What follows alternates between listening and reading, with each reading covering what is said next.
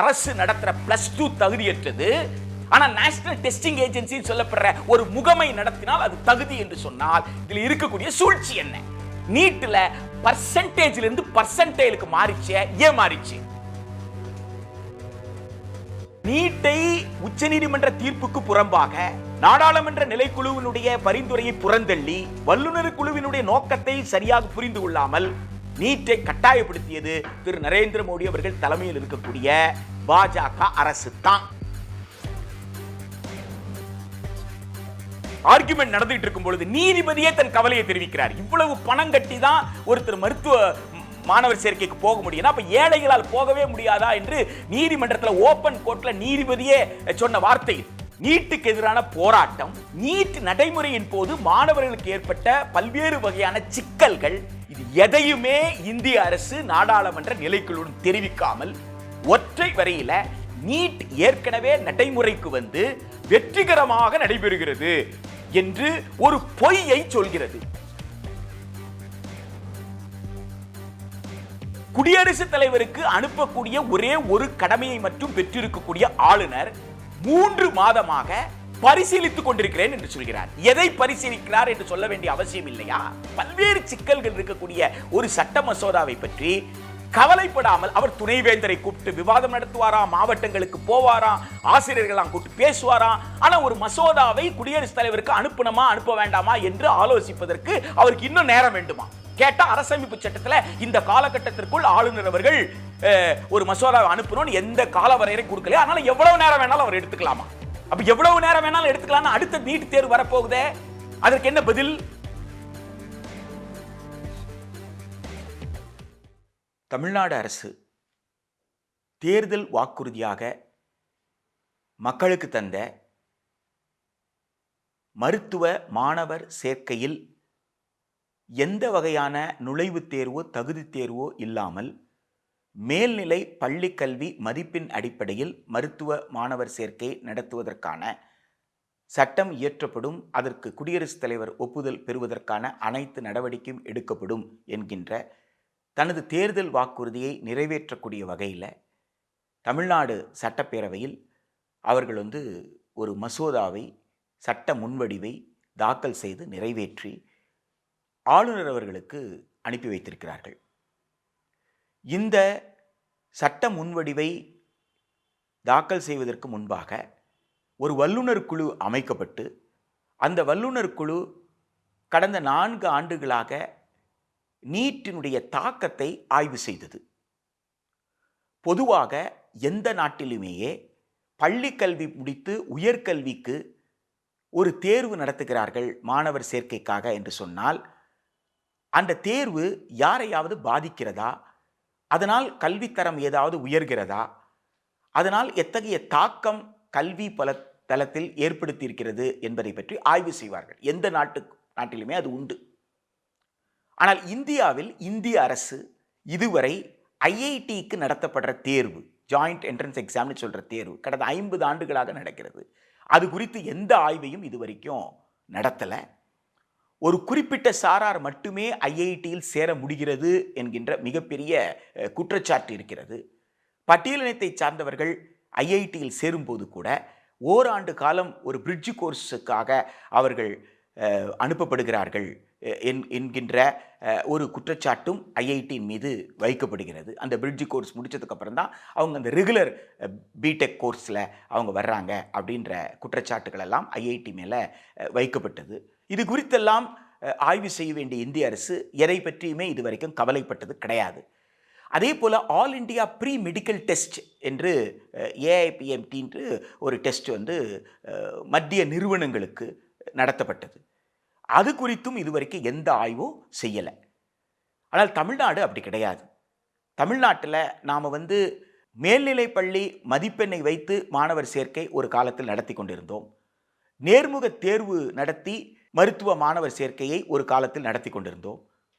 அதற்கு பிறகு நுழைவுத் தேர்வை வைத்தும் நாம் மாணவர் சேர்க்கை நடத்தியிருக்கிறோம்.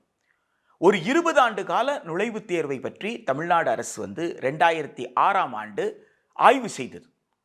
அந்த ஆய்வு நுழைவுத் தேர்வு என்பது பள்ளி கல்வியில் பயிலக்கூடிய மாணவர்களை ஒரு கோச்சிங் சென்டருக்கு போக நிர்பந்தத்தை ஏற்படுத்துது. எனவே பணம் செலவு செய்ய முடியாதவர்களால் உயர்கல்விக்கு வரக்கூடிய வாய்ப்பை இந்த நுழைவுத் தேர்வு தடுத்து விடுகிறது என்ற ஆய்வு 2006 மேற்கொள்ளப்பட்டது. அதற்கப்புறம் தான் தமிழ்நாட்டில் அனைத்து தொழிற்கல்விக்குமான நுழைவுத் தேர்வு ரத்து செய்து சட்டம் இயற்றி அந்த சட்டத்திற்கு குடியரசுத் தலைவர் ஒப்புதலும் பெற்று அந்த சட்டம் செல்லும் என்று உயர்நீதிமன்றமும் உச்சநீதிமன்றமும் தீர்ப்பு சொல்லியிருக்கு.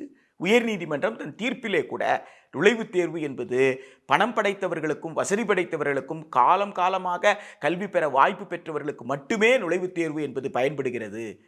முதல் தலைமுறை மாணவர்களுக்கு அது எதிராக இருக்கிறது. பணமற்றவர்களுக்கு வாய்ப்பற்றவர்களுக்கு அது எதிராக இருக்கிறது. எனவே நுழைவுத் தேர்வு ரத்து செய்தது சரிதான் என்று தன் தீர்ப்பிலே கூறியிருந்தது. மெடிக்கல் கவுன்சில் ஆஃப் இந்தியாவில் 2009 ஒரு மிகப்பெரிய ஊழல் கண்டுபிடிக்கப்பட்டு அன்றைய மெடிக்கல் கவுன்சில் ஆஃப் இந்தியாவுடைய தலைவர் மீது குற்றவியல் நடவடிக்கை எல்லாம் எடுக்கப்பட்டது. மிகப்பெரிய லஞ்சம் வாங்கியதாக தங்கம் பணம் எல்லாம் அவர் இடத்துல இருந்து கைப்பற்றப்பட்டது. மெடிக்கல் கவுன்சில் ஆஃப் இந்தியா ஒரு மிகப்பெரிய ஊழலுக்கு வித்திடுகிறது. பல தனியார் நிறுவனங்கள் தங்கள் விருப்பப்படி மாணவர்களை சேர்க்க தொடங்குகிறார்கள் என்கின்ற குற்றச்சாட்டில் 2009 அதற்கு என்ன நடவடிக்கை எடுப்பது என்று பல்வேறு ஆய்வுகள் நடந்துகிட்டு இருக்கிற நேரத்தில் தான் 2010 medical council of India NEET என்ற ஒரு விஷயத்தை சொல்லுது. அது ஒரு சபார்டினேட் லெஜிஸ்லேஷன்றதுனால 2013 உச்சநீதிமன்றம் அந்த நீட்டை ரத்து செய்து விடுகிறது. ரத்து செய்த பிறகு அன்றைய இருந்த இந்திய அரசு உடனடியாக சட்ட திருத்தத்துக்கு போகலை. சட்டப்படி நீட்டை கட்டாயமாக்குவதற்கு அவர்கள் எந்த முயற்சியும் மேற்கொள்ளல. மெடிக்கல் கவுன்சில் ஆஃப் இந்தியா தான் ஒரு மறுசீராய்வு மனு உச்சநீதிமன்றத்தில் தாக்கல் செய்து வைத்திருந்தார்கள். இதற்கிடையில தான் 2014 தேர்தல். அந்த தேர்தலில் திரு நரேந்திர மோடி அவர்கள் ஆட்சிக்கு வருகிறார்கள். திரு நரேந்திர மோடி அவர்கள் ஆட்சிக்கு வந்த உடனே என்ன செய்கிறாருன்னா, பேராசிரியர் ரஞ்சித் ராய் சௌத்ரி தலைமையில் ஒரு வல்லுநர் குழுவை அமைக்கிறார். அந்த வல்லுநர் குழு மெடிக்கல் கவுன்சில் ஆஃப் இந்தியாவில் இருக்கக்கூடிய பல்வேறு முறைகேடுகளை ஆய்வு செய்து அதை சீர்திருத்துவதற்கு பல்வேறு ஆலோசனைகளை பரிந்துரைகளை கொடுக்குது. அந்த பரிந்துரைகளில் எது எதெல்லாம் நியாயம் எது எதெல்லாம் அநியாயம் என்பது அடுத்த கட்டம். மருத்துவர்கள் அதை பற்றி கருத்து கூற வேண்டிய அவசியம் இருக்கிறது. அந்த வல்லுநர் குழு மாணவர் சேர்க்கையை பற்றி பேசும்போது தனியார் மருத்துவக் கல்லூரிகளில், நிகர்நிலை பல்கலைக்கழகங்களில், தனியார் நிர்வாகங்களில் மருத்துவ மாணவர் சேர்க்கையில் நடக்கக்கூடிய மிகப்பெரிய ஊழலை பற்றி கவலைப்படுகிறது. இதை எப்படியாவது தடுக்க வேண்டும் என்கிறது. அதற்காக ஒரு அகில இந்திய அளவில் ஒரு நுழைவுத் தேர்வை அந்த வல்லுநர் குழு பரிந்துரைக்கிறது. அப்போ கவலை இந்த வல்லுநர் குழுக்கு எதன் மீது? முறையற்ற மாணவர் சேர்க்கை நடக்கக்கூடிய தனியார் நிர்வாகங்களை கட்டுப்படுத்துவது. அதுதான் நோக்கம். அந்த நோக்கத்திலிருந்து தான் இந்த நுழைவுத் தேர்வை அவங்க சொல்றாங்க. இந்த வல்லுநர் குழுவினுடைய அறிக்கை என்பது நாடாளுமன்ற நிலைக்குழுவிடம் கொடுக்கப்படுகிறது. 16வது நாடாளுமன்றம் திரு நரேந்திர மோடி அவர்கள் தலைமையில் ஆட்சி நடக்கிறது. பாஜக உறுப்பினர்கள் பெருமளவில் இருக்கிறார்கள். இவர்கள் உள்ளடக்கிய துறை சார்ந்த நாடாளுமன்ற நிலைக்குழு, சுகாதாரம் மற்றும் குடும்ப நலத்துறை, இந்த நாடாளுமன்ற நிலைக்குழு வல்லுநர் குழுவினுடைய அறிக்கையை ஆய்வு செய்ததோடு இன்னும் மேலும் பல ஆய்வுகளை நடத்தி தன்னுடைய 92வது அறிக்கையை தருகிறது. 92வது அறிக்கையில் மிக தெளிவாக நுழைவுத் தேர்வை பற்றி அது என்ன சொல்லுதுன்னா, மருத்துவத்தில் தனியார் கல்லூரிகள் 50 லட்சம் வரைக்கும் கூட கேட்குறாங்க என்ற பணத்தை கூட அந்த நாடாளுமன்ற நிலைக்குழு குறிப்பிட்டு, இவ்வளவு பெரிய பணம்லாம் கட்டி தான் படிக்க முடியும்னா எப்படி ஏழை மாணவர்களால் படிக்க முடியும்? எனவே தனியார் மருத்துவ கல்லூரிகளுடைய முறையற்ற மாணவர் சேர்க்கையை ஒழுங்குபடுத்துவதற்கு அகில இந்திய அளவில் காமன் மெடிக்கல் என்ட்ரன்ஸ் டெஸ்ட் நடத்தணும். இந்தியா முழுக்க நடத்தணும். எந்தெந்த மாநிலங்கள் விரும்பவில்லையோ அந்த மாநிலங்களை விலக்கி வைத்துவிட்டு என்று சொல்கிறார்கள். barring the states which do not wish to come into the ambit of CMET. இதுதான் 92வது நாடாளுமன்ற நிலைக்குழுவுடைய அறிக்கை.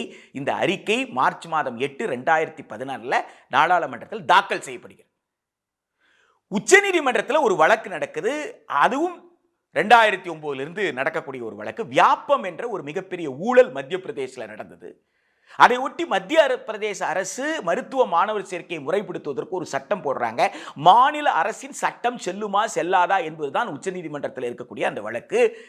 அந்த வழக்கு மாடர்ன் டென்டல் காலேஜ் கேஸ் என்று அறியப்படுகிறது. இந்த மாடல் டென்டல் காலேஜ் வழக்கில் 5 நீதிபதிகளை கொண்ட அமர்வு. இந்த 5 நீதிபதிகளை கொண்ட அமர்வு தான் பொதுப்பட்டியல் என்று சொல்லப்படுற கன்கரண்ட் லிஸ்ட், ஒப்பிசைவு பட்டியல அதிகமான நீதிபதிகள் என்ட்ரி 25 பற்றி விவாதிக்கிற ஒரு அமர்வாக இந்த அமர்வு இருக்கிறது. இந்த அமர்வு மாநில இயற்றிய சட்டம் செல்லும் என்று தீர்ப்பு சொல்கிறது. மத்திய பிரதேச அரசு இயற்றிய அந்த சட்டம் செல்லும் என்று மாடர்ன் டென்டல் காலேஜ் கேஸில் தீர்ப்பு சொல்கிறது. மாநில அரசால் தான் ஒரு மாநிலத்தில் இருக்கக்கூடிய அசமத்துவமான சூழலை நன்கு உணர்ந்து அதற்குரிய சட்டத்தை இயற்ற முடியும்னு சொல்லுது. பொதுப்பட்டியல்னு சொல்ற ஒப்பிசைவு பட்டியல் கன்கரண்ட் லிஸ்டில் என்ட்ரி 25 கல்வி இருந்தால் கூட ஒன்றிய அரசினுடைய கட்டுப்பாடு என்பது உயர்கல்வி உயர் ஆய்வு கல்வியில் தரத்தை தீர்மானிப்பதோடு நின்று போகிறது. மாணவர் சேர்க்கையில் மாநில அரசுக்கு இருக்கக்கூடிய அந்த உரிமை எந்த சூழ்நிலையிலும் கரைந்து போகவில்லை என்ற வார்த்தையை பயன்படுத்துது. The state's power to legislate an admission and regulation of fees is not denuded அப்படின்ற வார்த்தையை அவங்க பயன்படுத்துறாங்க.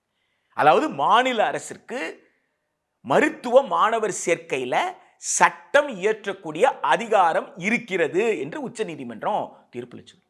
இன்னொரு இடத்துல அதே தீர்ப்பில் என்ன சொல்றாங்கன்னா, காமன் என்ட்ரன்ஸ் டெஸ்ட் சொல்லப்படுற நீட் ஒன்றிய அரசினுடைய நாடாளுமன்றம் இயற்றக்கூடிய சட்டத்தின் மூலமாக நடைமுறைக்கு வருமையானால் மாநில சட்டத்திற்கும் ஒன்றிய சட்டத்திற்கும் இடையில முரண்பாடு இருக்குமே ஆனால் அந்த முரண்பாடு அரசமைப்பு சட்டத்தின் பிரிவு 254 மூலம் களைந்து கொள்ளலாம், தீர்த்து கொள்ளலாம் என்றும் அதே தீர்ப்பில் சொல்றாங்க. அந்த தீர்ப்பினுடைய அடுத்த பகுதி ரொம்ப முக்கியமானது. மெடிக்கல் கவுன்சில் ஆஃப் இந்தியாவில் இருக்கக்கூடிய மிகப்பெரிய முறைகேடுகளை சரி செய்வதற்கு நீங்கள் நாடாளுமன்ற நிலைக்குழுவினுடைய அறிக்கையை ஆய்வு செய்து கொண்டிருக்கிறதாக இந்திய அரசு சொல்கிறது. எனவே அந்த நாடாளுமன்ற நிலைக்குழுவை ஆய்வு செய்து பரிசீலித்து உரிய நடவடிக்கை எடுக்க உச்சநீதிமன்றம் உத்தரவிட்டதோடு இடைக்காலமாக ஓவர் சைட் கமிட்டியை அப்பாயிண்ட் பண்ணது. உச்சநீதிமன்றம் இந்த தீர்ப்பில் என்ன தெளிவாக சொல்லியிருக்கு? நாடாளுமன்ற நிலைக்குழுவினுடைய 92வது அறிக்கை அரசின் பரிசீலனையில் இருக்கு. அரசு பரிசீலித்துக் கொண்டிருப்பதனால் நாங்கள் அதில் எந்த கருத்தும் சொல்ல விரும்பல. அரசு பரிசீலித்து நடவடிக்கை எடுக்கணும். 2016 மே மாதம் 2ஆம் தேதி இந்த தீர்ப்புக்கு பிறகு திரு நரேந்திர மோடி அவர்கள் தலைமையில் இருந்த அரசு ஆகஸ்ட் மாதத்தில் இந்தியன் மெடிக்கல் கவுன்சில் ஆக்ட் திருத்த சட்டம் கொண்டு வந்து செக்ஷன் 10D கொண்டு வர்றாங்க. செக்ஷன் 10Dல தான் நீட் நாடு முழுக்க நடைமுறைக்கு வருகிறது, கட்டாயமாகிறது. ஆக தான் அமைத்த வல்லுநர் குழு பரிந்துரைத்ததனுடைய நோக்கத்தை அரசு புரிந்து கொள்ளல. தன்னுடைய நாடாளுமன்ற நிலைக்குழு அறிக்கை, அந்த அறிக்கை மாநிலங்களை விலக்கி, எந்தெந்த மாநிலங்கள் விரும்பலையோ அந்தந்த மாநிலங்களை, ஏனென்றால் கூட்டாட்சி தத்துவத்தின் அடிப்படையில் மாநிலத்தில் இருக்கக்கூடிய உரிமையை நாடாளுமன்ற நிலைக்குழு அங்கீகரிக்கிறது. இந்த நாடாளுமன்ற நிலைக்குழுவின் அறிக்கையை தான் உச்சநீதிமன்றம் பரிசீலிக்கிறீங்க, அதனால் அதை பரிசீலிச்சு முடிங்கன்னு உத்தரவு கொடுத்திருக்கே தவிர உச்சநீதிமன்றம் வேற எந்த தீர்ப்பும் கொடுக்கல. எனவே நீட்டை உச்சநீதிமன்ற தீர்ப்புக்கு புறம்பாக நாடாளுமன்ற நிலைக்குழுவினுடைய பரிந்துரையை புறந்தள்ளி வல்லுநர் குழுவினுடைய நோக்கத்தை சரியாக புரிந்து கொள்ளாமல் நீட்டை கட்டாயப்படுத்தியது திரு நரேந்திர மோடி அவர்கள் தலைமையில் இருக்கக்கூடிய பாஜக அரசு தான். இது மாநில உரிமையை பறிக்கிறது. எனவே மாநிலத்திற்கு விலக்கு கொடுங்கள் என்ற போராட்டம் தமிழ்நாட்டில் நடக்கிறது. 2 சட்ட முன்வடிவுகள் இளநிலை மற்றும் முதுநிலை மருத்துவ மாணவர் சேர்க்கைக்கு தமிழ்நாடு சட்டப்பேரவையால் நிறைவேற்றப்பட்டு 2017 பிப்ரவரி மாதம் அனுப்பப்படுகிறது. ஆளுநர் அவர்கள் குடியரசுத் தலைவருக்கு அனுப்புகிறார்கள். குடியரசுத் தலைவருக்கு அனுப்பப்பட்டது ஒன்றிய அரசால் மீண்டும் அது ரிஜெக்டட்னு திரும்பி அனுப்புறாங்க. முறைப்படி அரசமைப்பு சட்டத்தின் பிரிவு 200 குடியரசுத் தலைவருக்கு ஒரு மசோதா அனுப்பப்பட்டால் அரசமைப்பு சட்டத்தின் பிரிவு 201 படி அவர் எந்த காரணத்திற்காக அவர் வித்தோல்டு பண்ண, ரிஜெக்டட் என்ற வார்த்தை அரசமைப்பு சட்டத்தில் இல்லை. அசென்ட் வித்தோல்டு 2 தான் இருக்கு. ஒன்று ஏற்பு கொடுக்கணும், இல்லை நிறுத்தி வைக்கணும். நிறுத்தி வைப்பதாக இருந்தால் எந்த காரணத்திற்காக நிறுத்தி வைக்கிற காரணத்தை சொல்லி ஆளுநர் மூலமாக சட்டப்பேரவைக்கு வரணும். இந்த நாடாளுமன்ற நடைமுறை, அரசமைப்பு சட்டம் சொல்லியிருக்கிற நடைமுறையை 2 சட்ட முன்வடிவை திருப்பி அனுப்புவதில் இந்திய அரசு கடைபிடிக்கவில்லை. அங்கேயும் அரசமைப்பு சட்டத்திற்கு எதிராகத்தான் அவர்கள் நடந்து கொண்டிருக்கிறார்கள். அதற்கு பிறகு நாடாளுமன்ற நிலைக்குழுவில் நேஷனல் மெடிக்கல் கமிஷன் பில்லுக்கான ஒப்புதல் பெறுவதற்கு விவாதம் நடக்கிறது. 92வது நாடாளுமன்ற நிலைக்குழு நிதி ஆயோக் கிட்ட போகுது. நிதி ஆயோக் ஒரு சட்ட முன்வடிவை national medical commission bill draft பில்ல ரெடி பண்ணி நாடாளுமன்ற நிலைக்குழு கிட்ட கொடுக்குது. அப்ப நிதி ஆயோக் என்ன சொல்லுதுன்னா, என்ன இந்திய அரசு தனியார் நிர்வாகங்களுடைய கட்டணத்தை ஒழுங்குபடுத்துவதா? தனியார் நிர்வாகங்களுடைய கட்டணத்தை நீங்க ஒழுங்குபடுத்தினீங்கன்னா எப்படி தனியார் முதலீடு பண்ணுவாங்க? தனியார் முதலீடு பண்ணலன்னா இந்தியாவுக்கு தேவையான மருத்துவ மாணவர்களை உருவாக்க வேண்டிய மருத்துவமனைகளை கட்டுவதற்கு உருவாக்குவதற்கு இந்திய அரசிடம் எங்கே பணம் இருக்கிறது? யாரு கவலைப்படுறாங்க? நிதி ஆயோக் கவலைப்படுது. இந்த கவலையை யாரு படணும்? நாடாளுமன்றம் படணும். நாடாளுமன்றம் சொல்லணும், நிதி இருக்கு, நிதி இல்ல, இந்த நிதியை இதுக்கு ஒதுக்குங்க, இது சுகாதாரம் சம்பந்தப்பட்டது, இது மருத்துவம் சம்பந்தப்பட்டது, இது தனியார் கிட்ட கொடுக்க முடியாது, இது அடிப்படை உரிமையாக மக்களுக்கு கொடுக்க வேண்டியது, இது அரசு தான். இதெல்லாம் விவாதிக்க வேண்டிய இடம் நாடாளுமன்றம். நாடாளுமன்ற நிலைக்குழுவுக்கு வணிகமயம் ஆகக்கூடாது என்ற கவலை இருக்கிறது. ஆனால் நிதி ஆயோக்கு அந்த கவலை இல்ல. வணிகமயத்தை கட்டுப்படுத்தினால் தனியார் உள்ள வரமாட்டாங்க, எனவே வணிகமயத்தை கட்டுப்படுத்தாதே. அதையும் மீறி நீங்கள் கட்டுப்படுத்த நினைத்தால் 40% இடங்களை வேண்டுமானால் நீங்கள் கட்டுப்படுத்திக் கொள்ளலாம். யார் சொல்றது? நிதி ஆயோக். தமிழ்நாடு உள்ளிட்ட பல்வேறு மாநிலங்களில் பல்வேறு வகையான தரக்கட்டுப்பாடு இருக்கு மாணவர் சேர்க்கையில். சும்மா எல்லாம் மருத்துவத்துக்கு சேர்ந்துட முடியாது.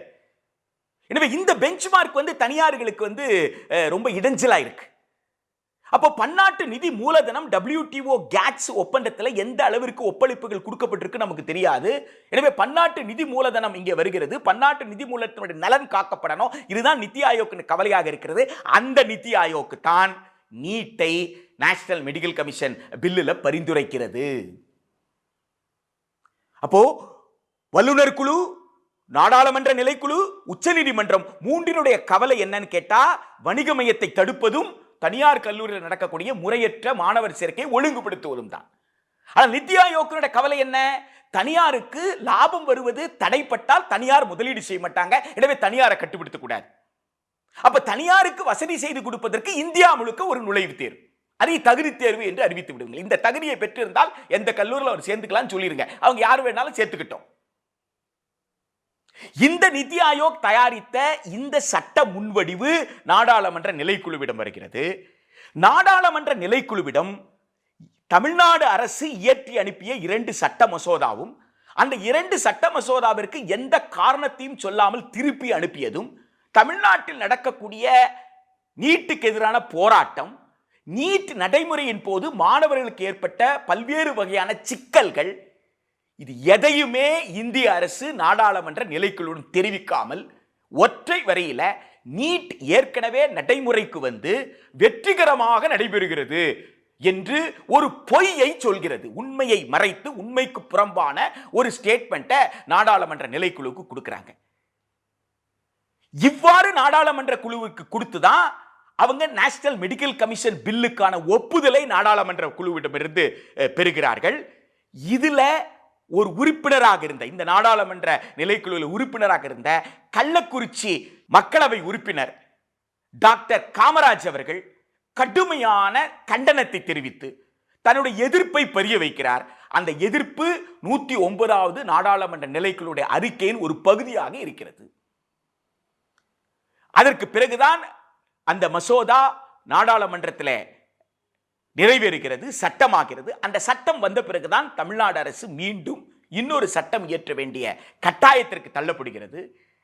தேர்தலிலே மக்கள் நீட்டை நிராகரிக்க வேண்டும் என்று வாக்களித்திருக்கிறார்கள். அந்த வாக்கின் அடிப்படையில் சட்ட முன்வடிவு நிறைவேறி இருக்கிறது. அந்த முன்வடிவு ஆளுநருக்கு செல்கிறது. ஆளுநரை பொறுத்த வரைக்கும் மாநில பட்டியலில் இருக்குமே ஆனால் அவர் ஒப்புதல் கொடுக்கலாம், திருப்பி அனுப்பலாம். ஆனால் பொதுப்பட்டியலில் இருந்தால் அவரால் ஒப்புதலும் கொடுக்க முடியாது, அவரால் திருப்பி அனுப்ப முடியாது. அவர் செய்யக்கூடிய ஒரே காரியம் குடியரசுத் தலைவருக்கு அதை அனுப்புவது மட்டும்தான். குடியரசுத் தலைவருக்கு அனுப்பக்கூடிய ஒரே ஒரு கடமையை மட்டும் பெற்றிருக்கக்கூடிய ஆளுநர் 3 மாதமாக பரிசீலித்துக் கொண்டிருக்கிறேன் என்று சொல்கிறார். எதை பரிசீலிக்கிறார் என்று சொல்ல வேண்டிய அவசியம் இல்லையா? சில ஆயிரம் இடங்களுக்காக பல லட்சம் மாணவர்கள் விண்ணப்பிக்கக்கூடிய மருத்துவ மாணவர் சேர்க்கை தொடர்புடையது. பல்வேறு மாணவர்கள் மன உளைச்சலுக்கு உள்ளாகி இருக்கிறாங்க.